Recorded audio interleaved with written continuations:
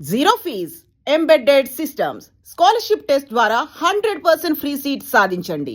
40 పైసలు తగ్గింది. మీ హోటల్లో టిఫిన్లు అన్ని బ్రహ్మాండంగా ఉన్నాయండి. గుడ్, చాలా థ్యాంక్స్ అండి. అంతా మీలా అంటోడద్దయ్యా.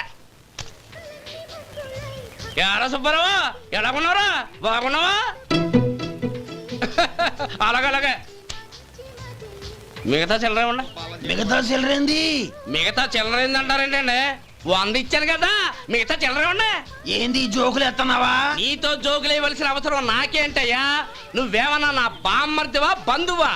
మర్యాదగా నేను ఇచ్చిన 100లో నీ 32.5 తీసుకుని మిగతా చిల్లరే. అరే అసలు 100 రూపాయలు కూడా చిల్లర పడ్డావేంటి? నీకేమన్నా మతిపోయిందా? మతిపోయింది నాకు కాదు నీకు. ఏమండి విన్నారా? ఏమండే నా బిల్లు 32.5 అయింది. నేను 100 ఇచ్చాను. బిల్లు 32.5 తీసుకుని మిగతా చిల్లరేమంటే అసలు నేను 100 ఇవ్వలేదంటే ఎందుకయ్యా అబద్ధాలు ఆడతా?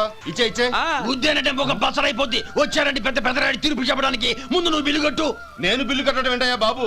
ఇప్పుడే టిఫిన్ చేయడానికి వస్తుంటే మరి ఇంకే 9 హోల్స్ మూసుకొని లోపలికి తోపి తిను. ఎల్లు. ఏంటి మావా గొడవ? చూడరా మధు, డబ్బులు ఇవ్వకుండానే 100 రూపాయలు ఇచ్చి అబద్ధం ఆడుతున్నాడు. ఇవ్వలేదంటావేంటయ్యా? కావాలంటే గల్లా పెట్టి తీసి చూడు, 100 నోటు కనపడతాయి. చాలే ఊరుకోవయ్యా. ఎర్ర చీర కట్టుకుందా నా పిల్లమే అన్నట్టు గల్లాపెట్లో ఉన్న ప్రతి 100 రూపాయలు నీది అయిపోతాయింది. ఇంతకీ ఏం సార్ మీరు అనేది? అన్నానికి ఏముందండి, నా బిల్లు పోను మిగతా చిల్లర ఇస్తే నేను వెళ్ళిపోతాను. మీరు ఆల్రెడీ 100 ఇచ్చారు కదా. అవును. అదేంటి?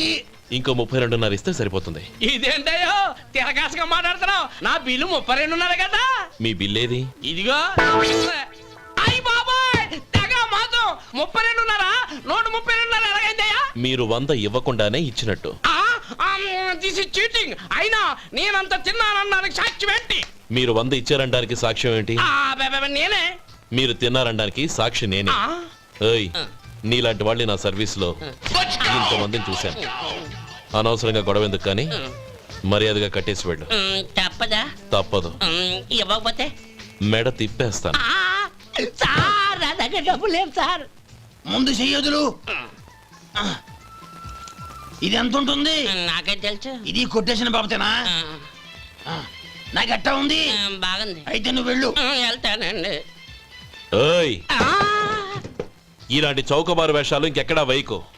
కాళ్ళు చేతులు తీసేస్తారు. అలాగేనండి. ఓరా.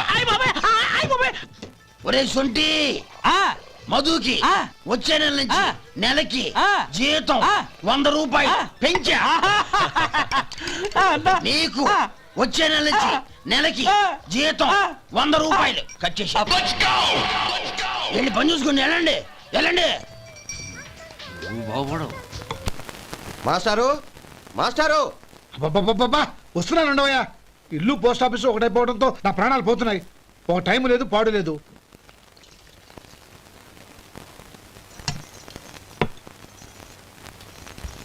ఏమండి, సాయంత్రం అమ్మాయిని చూసుకోవడానికి పెళ్లివారు వస్తున్నారు. అయితే మర్చిపోతారేమోనని. ఎందుకు మర్చిపోతాను? ఇది 36వ సంబంధం. వాళ్ళందరికీ నచ్చంది, వీళ్ళకి మాత్రం నచ్చుతుందా? మర్చిపోతాను. ఏంటయ్యా కంగారు? వస్తున్నాను కదా. ఏం కావాలి? 2 ఇంగ్లాండ్ కవర్లు 2 కార్డులు నండి.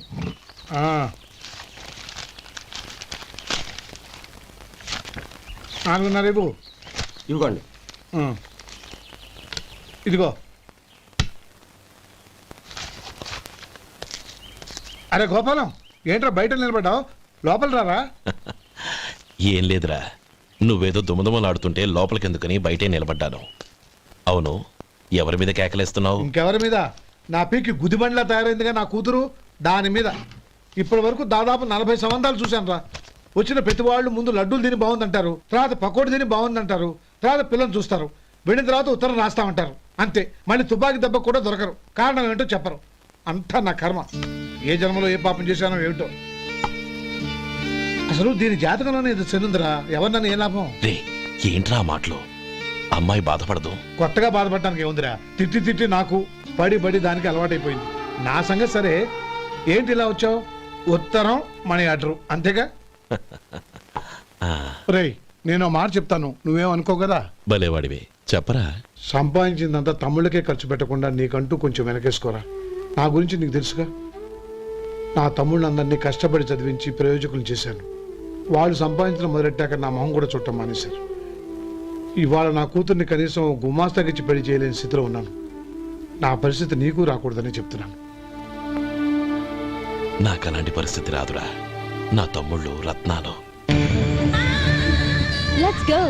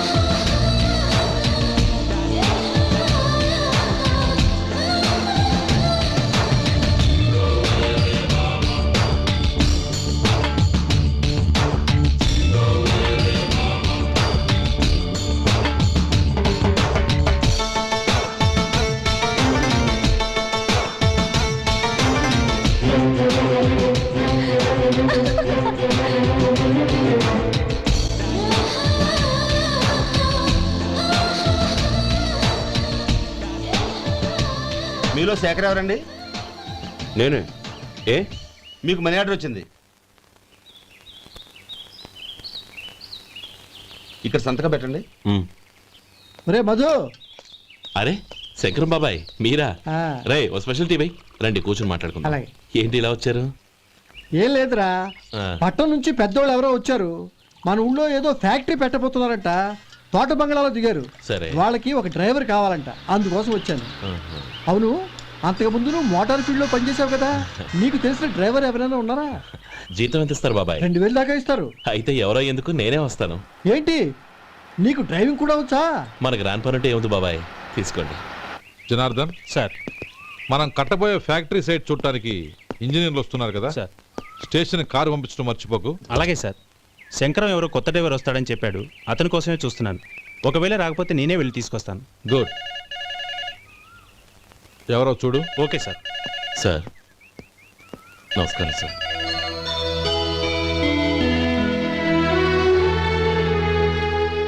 నువ్వు గోపాలరావు తమ్ముడు కదూ? అవునండి.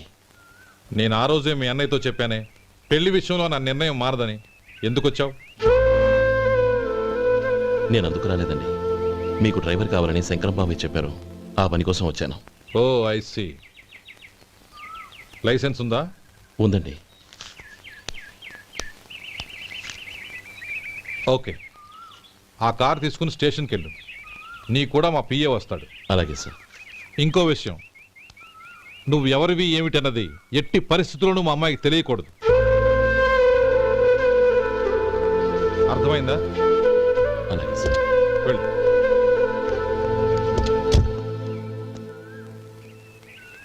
వీడు మాట మీద నిలబడతాడంటావా? కోట్లిచ్చినా మాట తప్పని వంశం అండి వాళ్ళది.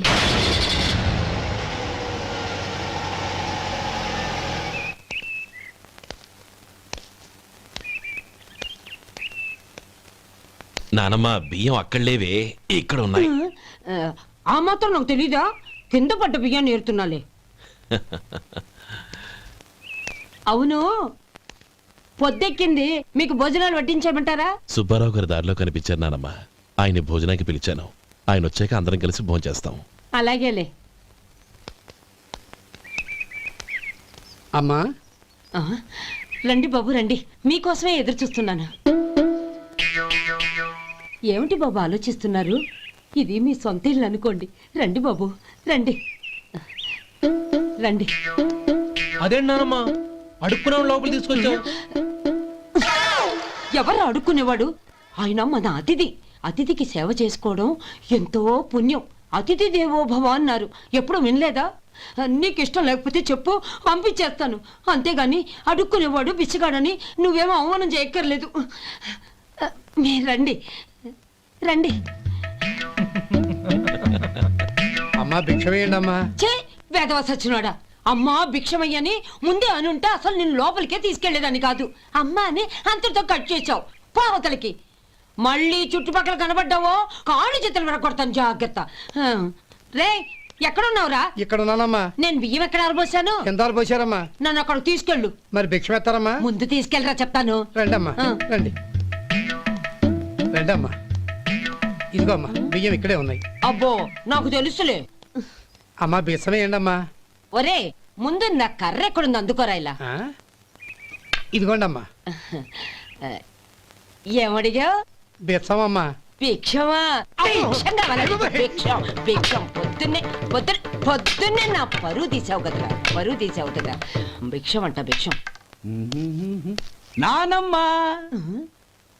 మళ్ళీ వచ్చాడు. ఇందాక అమ్మ అన్నాడు, ఇప్పుడు నాన్నమ్మ అంటున్నాడు. గుర్తుపట్టలేననుకుంటున్నాడేమో. చెప్తాను విప్పని.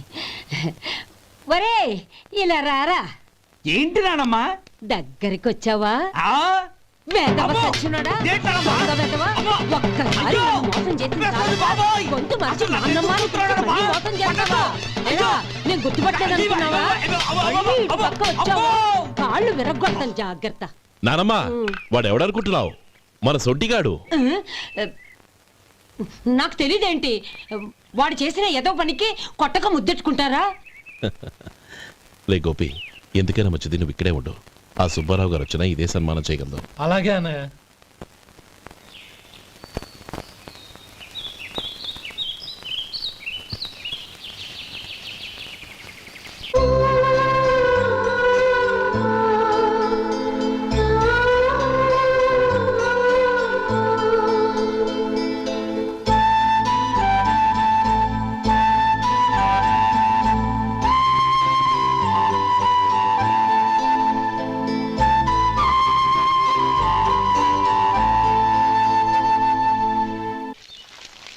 శంకరయ్య, అమ్మా. నాకు కాస్త తలనొప్పిగా ఉంది. వంట ఆవిడకి చెప్పి స్ట్రాంగ్ గా కాఫీ పంపించు. అలాగేనమ్మా. గౌరీ గౌరీ, ఈ సొంటి కాఫీ తాగు, తలనొప్పి తగ్గిపోతుంది. బాబాయ్ కాఫీ నేను చెప్తాను, మీరు వెళ్ళి పని చూసుకోండి. అలాగే బాబు.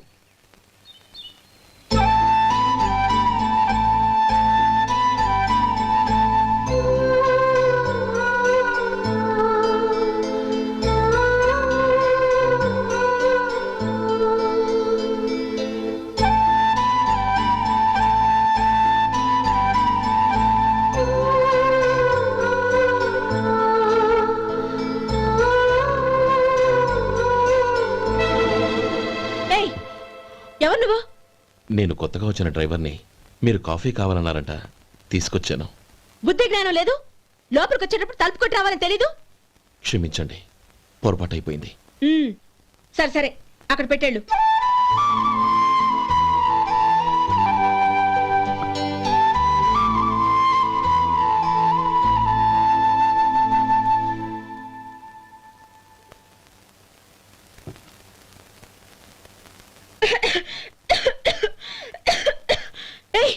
ఏంటిది? సొంటి కాఫీ. మీకు తలనొప్పిగా ఉందని. Shut up. నువ్వు డ్రైవర్వా డాక్టర్వా? నేను సొంటి కాఫీ అడిగానా? చెప్పింది చేయడం నేర్చుకో, అతి తెలివి ప్రదర్శించుకో. అయినా నువ్వెందుకు తెచ్చావు? వంట మనిషి ఏమైంది? తీసుకెళ్ళి దానికి కాఫీ తామని చెప్పు.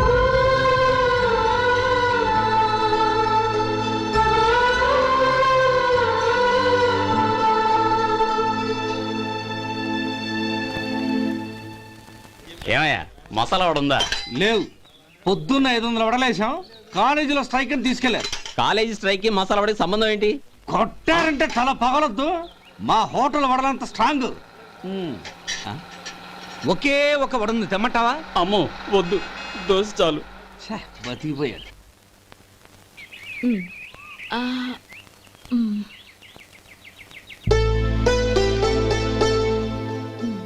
చాలమ్మా, ఈ ఒక్క ముద్ద తినమ్మా ప్లీజ్.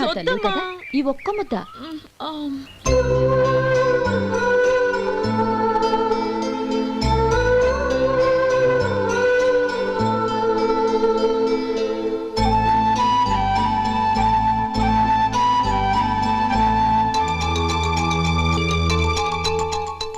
ఈ డ్రైవర్ని చూస్తుంటే నా కొళ్ళు మండిపోతుంది. ఏ? అతని పద్ధతి ఏం బాలేదు. ఎప్పుడు నన్ను రకంగా చూస్తున్నాడు. అతను అలా చూస్తున్నాడని నీకెలా తెలుసు? అంటే నువ్వు అతని వైపు చూస్తున్నట్టేగా. చూడమ్మా, చూపులకు కనిపించేది అతని శరీరం ఒక్కటే. అతని మనసులోకి చూస్తే నువ్వు అలా మాట్లాడవేమో.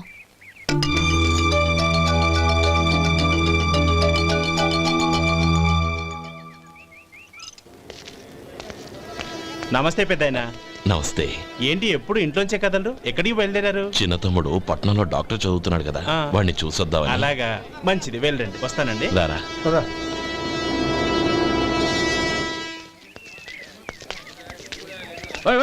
ఆగండి ఆగండి, ఎక్కడికి? లోపలికయ్యా. చేతులు ఏంటి ఇవన్నీ?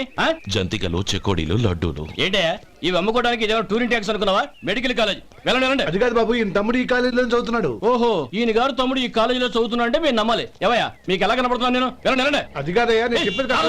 తప్పండి తప్పండి. నమస్కారం సార్. ప్రోగ్రామ్ స్టార్ట్ అయిందా? ఇంకా కాలేజ్ కదా, నేను చూసుకుంటాను కదా, నువ్వు రా. అందరూ వచ్చారు సార్. కానీ ఇంకా ఎంత ప్రోగ్రామ్ స్టార్ట్ అవ్వాలి?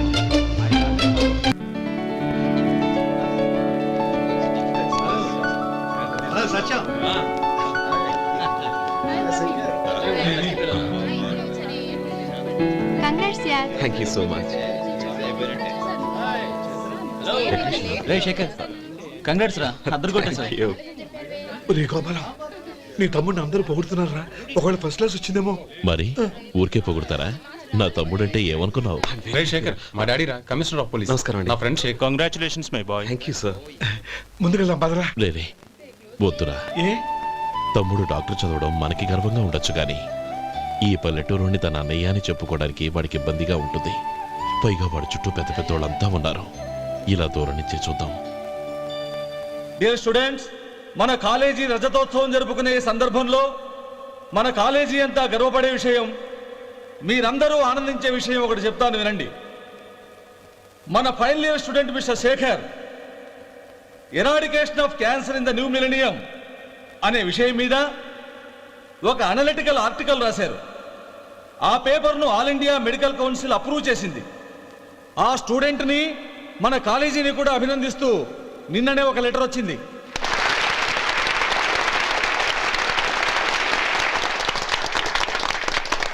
ఇంతటి చిన్న వయసులో ఇటువంటి అద్భుతమైన పేపర్ను సమర్పించిన మిస్టర్ శేఖర్ను అభినందిస్తూ మీ తరపున, మన కాలేజీ తరపున గోల్డ్ మెడల్తో సత్కరించాలని నిర్ణయించాం.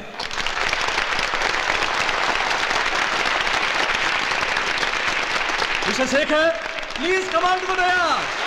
Give him a big hand.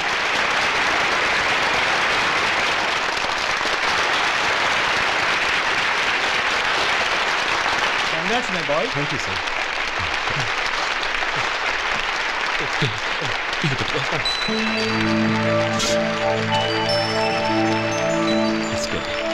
తీసుకోండి, తినండి బాబు. మీరు తీసుకోండి. గౌరవనీయులైన హైకోర్టు జడ్జ్ శ్రీ రామ్మోహన్ రావు గారిని వారి చేతుల మీదుగా గోల్డ్ మెడల్ బహుకరించవలసిందిగా కోరుతున్నాం.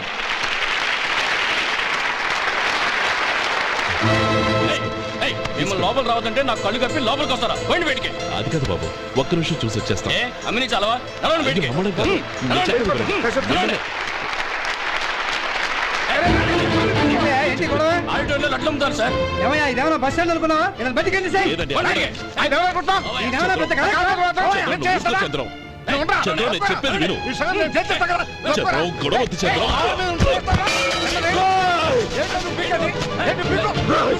ఎంత పొగరా నీకు? మా అన్నయ్య మీద చేయిస్తావా? నిన్ను ప్రాణాలు తీస్తాను. నేను చెప్పేది విను. గొడవ వద్దు శేఖర్, నా మాట వినరా. నువ్వు అన్నయ్య. నేనా? డియర్ స్టూడెంట్స్, నేనేదో గొప్పగా సాధించానని నన్ను అందరూ ప్రశంసించారు. ఈ ప్రశంసలన్నిటికీ కారణం నేను కాదు, ఈయన మా అన్నయ్య. మా అన్నయ్య కనుక నన్ను కష్టపడి చదివించుండకపోతే నేను ఈ పాటికి ఏ పల్లెటూళ్ళలోనూ గేదెలు కాసుకుంటూ ఉండేవాడిని. ఈయన ముతక బట్టలు చూసే కదా అవమానించారు. ఈ రోజు నేను ఈ స్థితిలో ఉన్నానంటే కారణం ఈ ముతక బట్టలే. నేను తెల్ల కోటు వేసుకుని డాక్టర్ని కావాలని ఈయన కాడి కట్టి దుక్కి దున్ని తన జీవితాన్నంతా బురదలో గడిపాను. డియర్ ఫ్రెండ్స్, నా తల్లిదండ్రులు నేను చూడలేదు. అటువంటి నాకు ఒక తల్లై తండ్రి పెంచి పెద్ద చేసి నాకు జీవితాన్ని ఇచ్చిన మహానుభావుడు మా అన్నయ్య. నాకు వేరే దేవుడు లేడు, మా అన్నయ్య నాకు దేవుడు. నాకు దొరికినట్టు మా అన్నయ్య లాంటి బంగారు అన్నయ్య ఈయనకి లేడు. అలా ఉండుంటే ఈయన కూడా ఎన్నో సాధించేవారు. మీ అందరిలాగా సూటు బుట్టు వేసుకుని ఇక్కడికి వచ్చిండు శేఖరం శేఖరం ఇదేమిట్రా ఇది?